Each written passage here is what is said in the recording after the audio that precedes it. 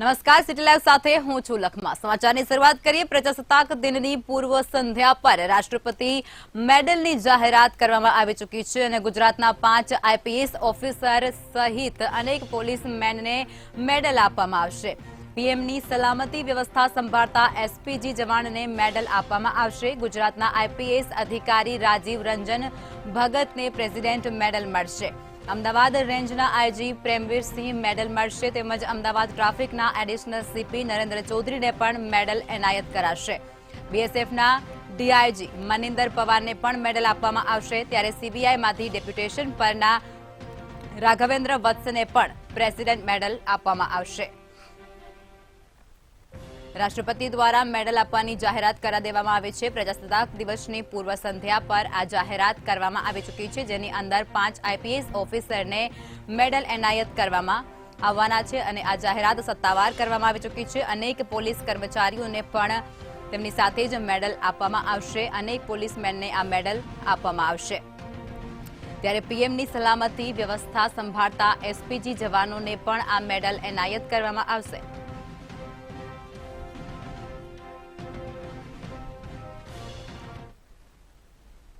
આવતીકાલે 26મી જાન્યુઆરી છે। જો કે 26મી જાન્યુઆરીની ઉજવણી પહેલા ગુજરાતમાં પણ સારા સમાચાર આવે છે। રાજ્ય સરકારના ગૃહ વિભાગના 5 અધિકારીઓના રાષ્ટ્રપતિ મેડલ તરીકે ઘોષણા કરવામાં આવી છે, જે ગૃહ વિભાગ માટે ખૂબ જ સારી બાબત કહી શકાય।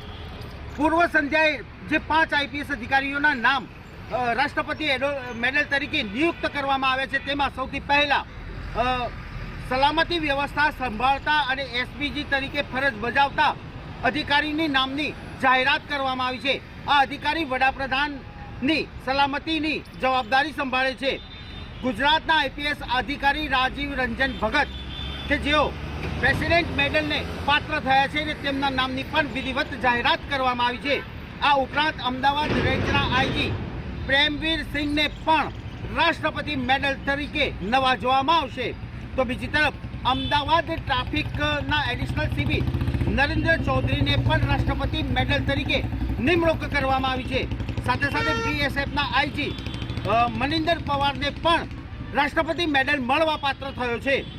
જ્યારે સીબીઆઈમાંથી ડેપ્યુટેશન ઉપર ગયેલા રાઘવેન્દ્ર વત્સનો પણ રાષ્ટ્રપતિ મેડલમાં સમાવેશ થયો છે। ગુજરાત સરકારના આ 5 આઈપીએસ રાષ્ટ્રપતિ મેડલથી નવાજવામાં આવશે, જે ગુજરાત માટે ખૂબ જ સારી બાબત કહી શકાય। જોકે આ અધિકારીઓ આવતીકાલે દિલ્હીની અંદર રાષ્ટ્રપતિ મેડલથી નવાજશે, ત્યારે 26મી જાન્યુઆરીએ ગુજરાતમાં એક નવી દિવાળીનો માહોલ સર્જાશે। અત્યારે ગૃહ વિભાગના પણ આનંદની લાગણી છવાઈ છે અને અન્ય અધિકારીઓ પણ આ રાષ્ટ્રપતિ મેડલ મળે તે દિશામાં ફરજ બજાવશે તેવો એક મેસેજ પણ વહેતો કર્યો છે। આ 5 અધિકારીઓ એવા છે કે જેમને તેમના શાસનકાળ દરમિયાન ક્યાંક ને ક્યાંક ખૂબ જ પ્રશંસનીય કામગીરી કરી હતી ને તેના બદલ તેમને રાષ્ટ્રપતિ મેડલ આપવામાં આવી રહ્યો છે। તો રાષ્ટ્રપતિ દ્વારા જાહેરાત કરવામાં આવી ચૂકી છે। પોલીસ કર્મચારીઓને મેડલ આપવામાં આવશે। મેડલનું વિતરણ કરવામાં આવશે, જેની અંદર 5 આઈપીએસ અધિકારીઓ છે ગુજરાતના, તેઓને એનાયત કરવામાં આવશે આ એવોર્ડ, જેમાં અનેક પોલીસ કર્મચારીઓ પણ ઉપસ્થિત રહેશે। રાષ્ટ્રપતિ દ્વારા આ મેડલ આપવાની જાહેરાત સત્તાવાર રીતે કરી દેવામાં આવી ચૂકી છે। તેમાં અનેક પોલીસ કર્મચારીઓને પણ આ મેડલ આપવામાં આવશે। 5 જેટલા આઈપીએસ અધિકારીઓ છે તેમને પણ આ મેડલ આપવામાં આવશે। ત્યારે પીએમની સલામતી વ્યવસ્થા સંભાળતા એસપીજી જવાનોને પણ આ મેડલ એનાયત કરવામાં આવશે। રાષ્ટ્રપતિ દ્વારા આ મેસેજ અત્યારે કરવામાં આવી ચૂક્યો છે। આઈપીએસ અધિકારી રાજીવ રંજન ભગતને પણ પ્રેસિડેન્ટ મેડલ આપવામાં આવશે। 5 આઈપીએસ અધિકારીઓને મેડલ આપવામાં આવશે, જેની અંદર 5 લોકોનો સમાવેશ થઈ રહ્યો છે। પ્રજાસત્તાક દિવસની પૂર્વ રાષ્ટ્રપતિ દ્વારા આ જાહેરાત કરવામાં આવી છે, જેની અંદર પોલીસ કર્મચારીઓને મેડલ વિતરણ કરવામાં આવશે। ગુજરાતના 5 આઈપીએસ ઓફિસરોને આ મેડલ આપવામાં આવશે। 5 આઈપીએસ અધિકારીઓ સાથે અનેક પોલીસ કર્મચારીઓ છે તેમને પણ આ મેડલ આપવામાં આવશે અને ત્યારબાદ પોલીસ દ્વારા પણ એવી કાર્યવાહી કરવામાં આવશે, જેને લઈ અને આ મેડલનું વિતરણ છે તે દર વર્ષે કરવામાં આવે। પીએમની સલામતી વ્યવસ્થા સંભાળતા એસપીજી જવાનોને પણ આ મેડલ આપવામાં આવશે। ત્યારે આઈપીએસ અધિકારી રાજીવ રંજન ભગતને પણ પ્રેસિડેન્ટ મેડલ આપવામાં આવશે।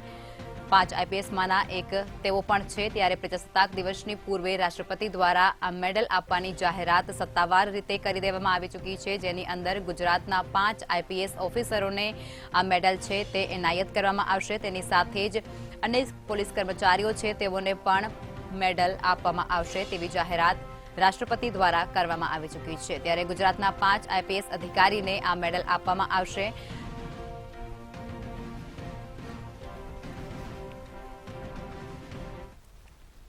ભાવનગર જિલ્લો સમગ્ર રાજ્યમાં ડુંગળી માટે હબ ગણાતું હોય છે અને ભાવનગરના ચિત્રા ફુલસર માર્કેટિંગ યાર્ડ ખાતે ડુંગળીની મબલક પ્રમાણમાં આવક થવા પામી રહી છે। ફુલસર માર્કેટિંગ યાર્ડ ખાતેથી ડુંગળી લાવવા માટેની મંજૂરી આપવામાં આવતા રાતથી જ ડુંગળી ભરેલા વાહનોની કતારો લાગી ચૂકી હતી અને 2-3 કિલોમીટર લાંબી લાઈનો જોવા મળી હતી। જોકે યાર્ડમાં ડુંગળીનો ભરાવો થતાં જ નારી ચોકડી ખાતે સબ યાર્ડ ઊભું કરી દેવામાં આવ્યું હતું અને ડુંગળીની 2 લાખ ગુણી મબલક આવક થવા પામી હતી। જોકે વર્તમાન સમયે ડુંગળીના ભાવ ₹100 થી 280 સુધી આવી રહ્યા છે, પણ હાલ ડુંગળી બગડી જવાની બીકે ખેડૂતો દ્વારા ડુંગળીનું વેચાણ કરવામાં આવી રહ્યું છે અને ખેડૂતો વેચાણ કરવા માટે મજબૂર બની ચૂક્યા છે। તો આ સમાચાર અત્યારે ભાવનગરથી સામે આવી રહ્યા છે। ભાવનગરમાં મોટા પ્રમાણમાં ડુંગળીની આવક છે તે અત્યારે માર્કેટિંગ યાર્ડમાં જોવા મળી રહી છે। તેની સાથે જ માર્કેટિંગ યાર્ડ પાસે વાહનોની 2-2 કિલોમીટર સુધી લાંબી કતારો પણ ઊભી જોવા મળી રહી છે। ત્યારે ખેડૂતોને ડુંગળીના ભાવ ન મળતા હોવા છતાં પણ ડુંગળી બગડી જવાની બીકને કારણે ખેડૂતો પોતાની ડુંગળી મફતના ભાવે વેચવા માટે અત્યારે મજબૂર બની ચૂક્યા છે। ત્યારે ખેડૂતોની પરિસ્થિતિ અત્યારે કથળી રહી હોય તેવું સ્પષ્ટ દેખાઈ રહ્યું છે, કારણ કે ડુંગળીના ભાવ ₹100 થી 280 રૂપિયા સુધી બોલાઈ રહ્યા છે। નજીવા ભાવે ડુંગળી વેચવા માટે અત્યારે ખેડૂતો મજબૂર બની ચૂક્યા છે અને ભાવનગરની ફુલસર માર્કેટિંગ યાર્ડની બહાર ડુંગળી અત્યારે મબલક પ્રમાણમાં જોવા મળી રહી છે। તેની સાથે જ ડુંગળીની સાથે જ અનેક વાહનો છે તેમની પણ લાંબી કતારો અહીં જોવા મળી રહી છે। 2-2 કિલોમીટર સુધી ડુંગળીથી ભરેલા વાહનો છે તે અત્યારે માર્કેટિંગ યાર્ડની બહાર જોવા મળી રહ્યા છે। ત્યારે ખેડૂતો ડુંગળીના ભાવ ન મળતા હોવા છતાં પણ વેચવા મજબૂર બન્યા।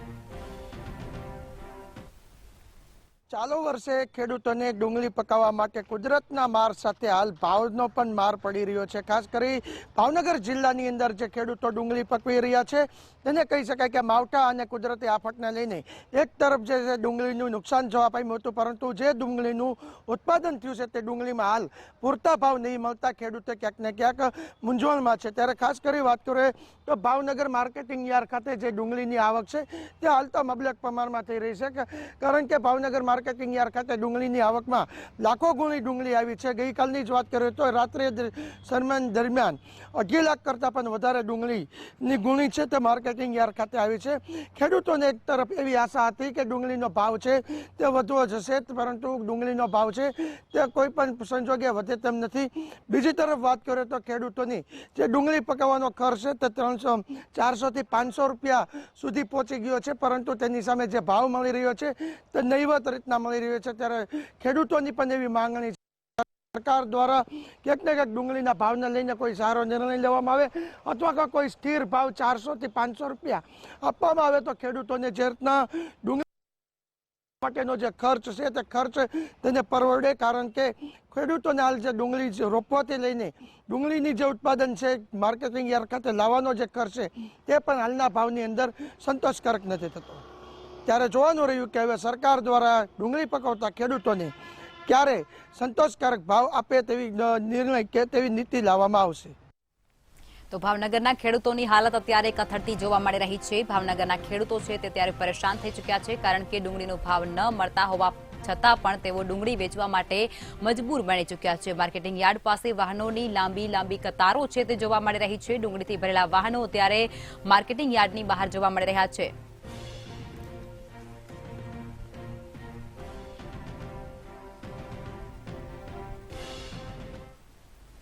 વડોદરા સ્માર્ટ સિટીમાં વડોદરા મહાનગરપાલિકાનો અંધેર વહીવટ સામે આવી ચૂક્યો છે।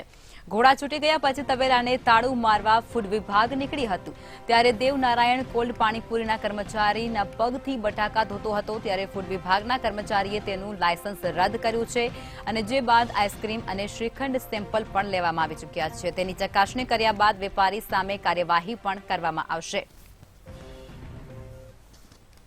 સ્માર્ટ સિટી વડોદરાનો અંધેર વહીવટ સ્માર્ટ સિટી કહેવામાં આવે છે, પરંતુ તબેલામાંથી ઘોડા છૂટી જાય ત્યારબાદ વડોદરા મહાનગરપાલિકા તારું મારવા નીકળે છે. મીડિયામાં આજે એક વિડીયો વાયરલ થયો હતો દેવનારાયણ કોલ્ડ પાણીપુરી વાળાનો. આ દેવનારાયણ કોલ્ડ પાણીપુરી વાળાનો એક વિડીયો વાયરલ થયો હતો અને તેના જે કર્મચારીઓ છે એ પગથી બટાકા ધોતા હતા અને આ વિડીયો વાયરલ થયા બાદ વડોદરા મહાનગરપાલિકાનું આરોગ્ય તંત્ર કાર્યરત થયું છે. આપ જોઈ શકો છો હાલ વડોદરા મહાનગરપાલિકાનું ફૂડ વિભાગ ચેકિંગમાં આવ્યું છે અને અહીંયા શ્રીખંડ તેમજ આઈસ્ક્રીમના સેમ્પલ લેવામાં આવ્યા છે અને અહીંયા આપણી સાથે ફૂડ વિભાગના ઇન્સ્પેક્ટર પણ છે. આપણે એમને પૂછીશું શું કહેશો, વડોદરા મહાનગરપાલિકા ઘોડા છૂટી ગયા પછી તબેલાને તારું મારવા આવ્યું છે? જેવી બીએમસી ને તાત્કાલિક ધોરણે ખબર પડી તે અંતર્ગત ચેકિંગ હાથ ધરેલ છે અને તેઓનો પાણીપુરીનો ધંધો તાત્કાલિક અસરથી અમે બંધ કરાવી અને એમને ધંધો ના કરવાની તાકીદ કરવામાં આવેલ છે અને એમને જે રજીસ્ટ્રેશન કે લાયસન્સ જે પણ બીએમસી દ્વારા ઇસ્યુ થયું તે તાત્કાલિક ધોરણે રદ કરવાની પણ કાર્યવાહી કરેલ છે. એટલે કહી શકાય કે ઘોડા છૂટી ગયા પછી તબેલાને તારું માર્યું ને લાયસન્સ રદ કર્યું છે. આપણે દુકાનના ને પૂછીશું શું કહો છો, આવી ગંભીર બેદરકારી તમે કરી છે, કેવી રીતના ચલાવાય? सर बहुत गलत है, वो लड़के की गलती हुई है तो उनको मैंने तुरंत ही बाहर निकाला है. मैं इधर था नहीं, मैं राजस्थान गया था. ये सब मेरे नहीं होने के कारण हुआ सर. अभी अगली बार ये धंधा ही बंद कर दूंगा मैं, तो ये नहीं करने का मेरे को. 2014 से जो मेहनत की है मैंने, यहाँ पे हो गया सब मेरा पूरा. દુકાનના સંચાલકનું કહેવું છે કે કાયમ માટે પાણીપુરીનો ધંધો બંધ કરી દઈશ, પરંતુ બાબતની બાબત છે વડોદરા મહાનગરપાલિકાનું તંત્ર એ કુંભકર્ણની નિંદ્રામાં સૂતું હતું અને ઘોડા છૂટી ગયા પછી તબેલાને તારું મારવા આવ્યું છે. તો આ ઘટના અત્યારે વડોદરામાં બનવા પામી ચૂકી છે, જેની અંદર પાણીપુરીના એક વેપારી છે તેમના દ્વારા પગ વડે બટાકા ધોતા હોવાનો વિડીયો વાયરલ થયો હતો અને ત્યારબાદ આરોગ્ય વિભાગ દ્વારા તવાઈ બોલાવાઈ છે. રાજકોટના વોર્ડ નંબર 3માં આવેલા રેલનગર વિસ્તારમાં પાણીની ફરિયાદ લઈ અને મહિલાઓનું ટોળું મહાનગરપાલિકા ખાતે પહોંચ્યું હતું. ટાઉનશીપમાં થરુના પાણીના કનેક્શન કાપી નાખવા મુદ્દે રજૂઆત કરવા માટે રાજકોટ મહાનગરપાલિકાએ પહોંચતાની સાથે જ જ્યાં તેઓએ રોકવામાં આવ્યા હતા ત્યારે અંદાજિત રૂપિયા 14 લાખના પાણીનો વેરો પેનલ્ટી ચઢાવી અને 28 લાખ સુધી પહોંચાડી દીધું હતું, જેને લઈ અને રાજકોટ મ્યુનિસિપલ કમિશનર અને મનપાના પદાધિકારીઓને રજૂઆત કરવા તેઓ પહોંચ્યા હતા. ત્યારે સમગ્ર મામલે રાજકોટ મહાનગરપાલિકાના સ્ટેન્ડિંગ કમિટીના ચેરમેન જયમેન ઠાકરે જણાવ્યું હતું કે વાત પહોંચી ચૂકી છે અને જેને લઈ અને તેઓ તપાસ પણ કરાવશે. ત્યારે બહેનોના નિવેદનના ટાઉનશીપના ફરીથી પાણી કનેક્શન જોડાણ થાય તે માટે સૂચિત પણ કરવામાં આવી ચૂક્યા છે અને વેરો જનરેટ કરવા માટે કોઈ ટેકનિકલ ખામી હશે તો તેને પણ સુધારવામાં આવશે તેવું તેમના દ્વારા કહેવામાં આવી ચૂક્યું છે. તો આજ મુદ્દે વધુ વિગતો સાથે અમારા સંવાદદાતા ધ્રુવ કુંડેલ રાજકોટથી લાઈવ જોડાઈ ચૂક્યા છે. ધ્રુવ, જે પ્રમાણે સમાચાર મળી રહ્યા છે કે સોસાયટીમાં પાણીના કનેક્શન કાપી નાખવામાં આવ્યા છે અને મહિલાઓ વિરોધ કરવા માટે પહોંચી છે, શું છે વધુ માહિતી? રાજકોટના વોર્ડ નંબર 3માં આવેલી આવાસ યોજનામાં પીવાના પાણીને લઈને ફરીથી ક્યાંક ધાંધિયા થયા છે. મહત્વની બાબત એ છે કે આરએમસી દ્વારા જે પાણીનું જે કનેક્શન છે તે કાપવામાં આવ્યું છે. ભગીની નિવેદિતા જે આવાસ યોજના છે ત્યાંના જે રહીશો આપણી સાથે છે, એમની સાથે જ વાત કરશું. તેઓ શું કહી રહ્યા છે? તેઓ ઉગ્ર વિરોધ એક નોંધાવી રહ્યા છે. આરએમસીની બહાર તેઓ પાણીની માંગણી કરી રહ્યા છે.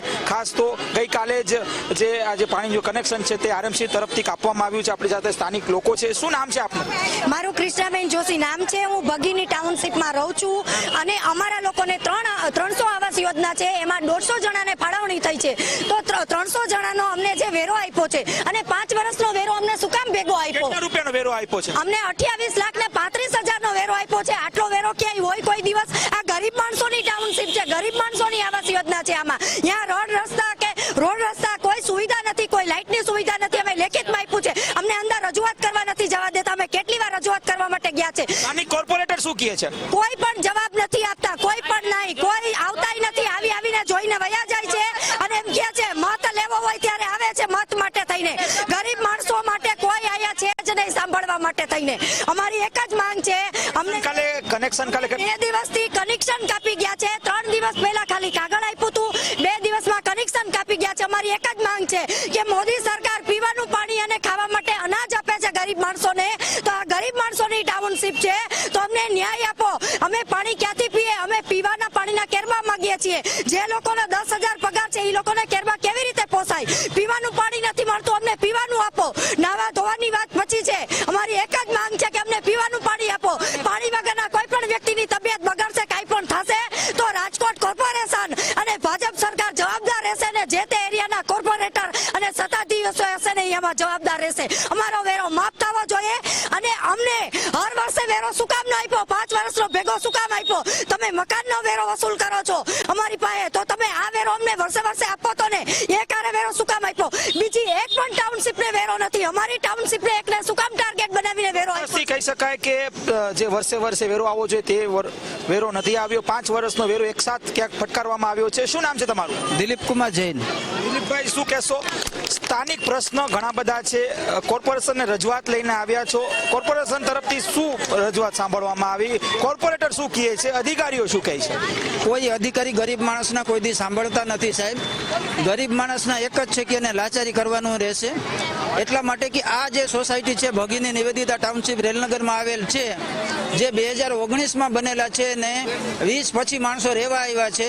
અત્યાર સુધી કોઈ પણ પાણીની બેરોના બિલ કે કાંઈ પણ આપવામાં આવ્યો નથી ને અચાનક 4 દિવસ 3 દિવસ પહેલા બિલ 28 લાખ રૂપિયાની દઈને કેટલા કુટુંબો રહે છે?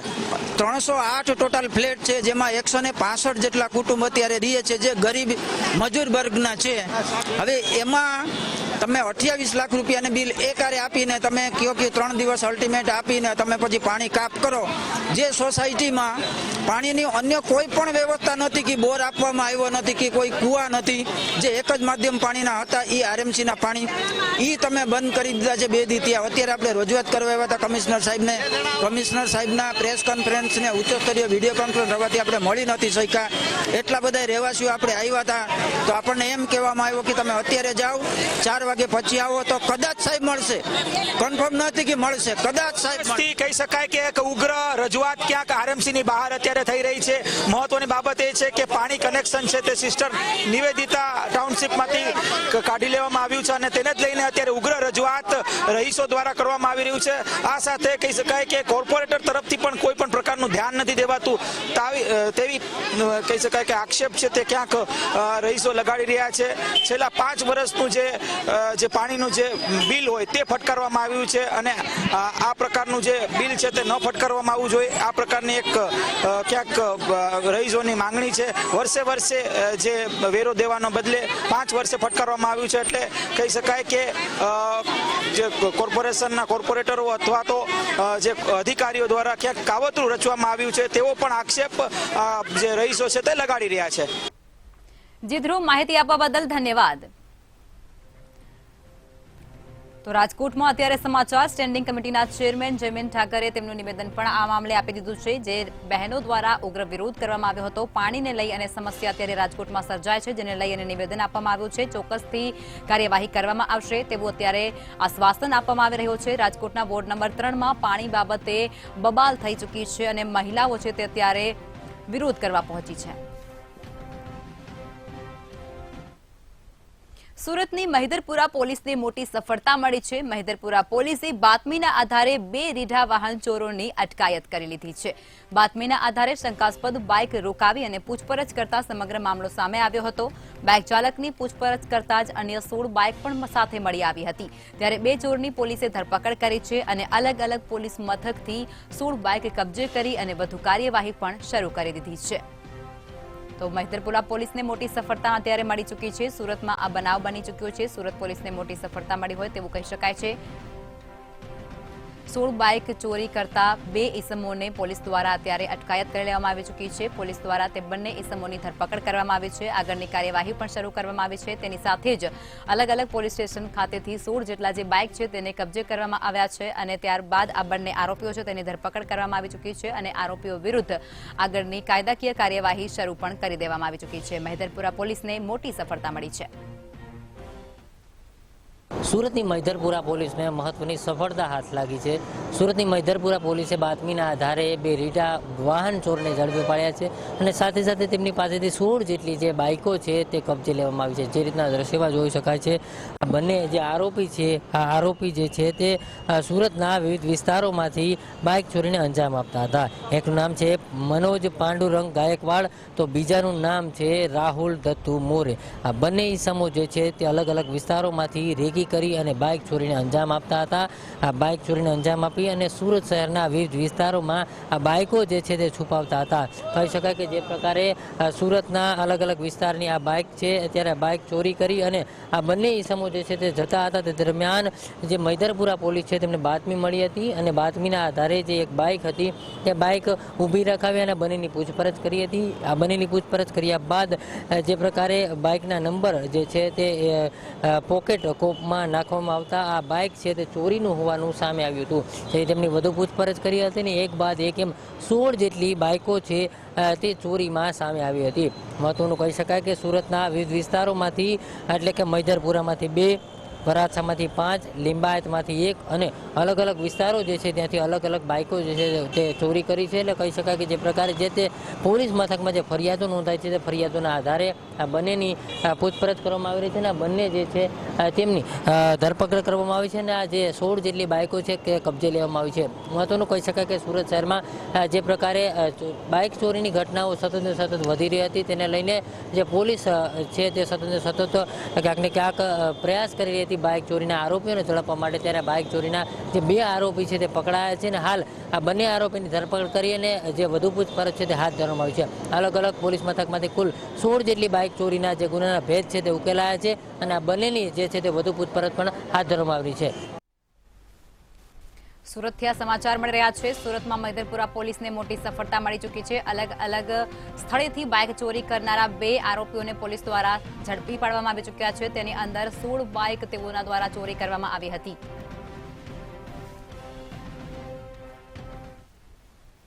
જૂનાગઢમાં સ્વામિનારાયણ જ્ઞાનબાગ ગુરુકુળના વિદ્યાર્થીઓ અને સંતો દ્વારા માસ સ્નાન કરવામાં આવ્યું હતું. પોષ મહિનાની પૂર્ણિમાથી 1 મહિના સુધી માઘ સ્નાનનો અનેરો મહિમા રહેલો છે, જેના પ્રથમ વિદ્યાર્થીઓની તપાસ કર્યા બાદ તેમને માઘ સ્નાન માટેની મંજૂરી આપવામાં આવે છે, જેની તેમની અંદર આધ્યાત્મિક બળ જાગે છે. મકર રાશિમાં સૂર્યનું સ્થાન હોય ત્યારે પોષ માસની પૂર્ણિમાના આ માઘ સ્નાનની શરૂઆત થાય છે અને 30 દિવસ સ્નાન કરવામાં આવતું હોય છે. તો આ સમાચાર અત્યારે જૂનાગઢથી સામે આવી રહ્યા છે. જૂનાગઢની અંદર માઘ સ્નાન કરવામાં આવી રહ્યું છે. વિદ્યાર્થીઓ દ્વારા માઘ સ્નાન કરવામાં આવી ચૂક્યું છે. સ્વામિનારાયણ ગુરુકુળ દ્વારા તેનું આયોજન કરવામાં આવ્યું હતું. સંતો અને વિદ્યાર્થીઓ દ્વારા આ માઘ સ્નાન અત્યારે કરવામાં આવ્યું હતું, જેની અંદર વિદ્યાર્થીઓની પહેલા તપાસ કરાઈ હતી અને ત્યારબાદ તેઓને અંદર પ્રવેશવામાં આવ્યા હતા. તો આજ મુદ્દે વધુ વિગતો સાથે અમારા સંવાદદાતા અમાર બખાઈ લાઈવમાં જોડાઈ ચૂક્યા છે. અમાર માહિતી મળી રહી છે, માઘ સ્નાન કરવામાં આવ્યું છે, શું છે વધુ માહિતીઓ?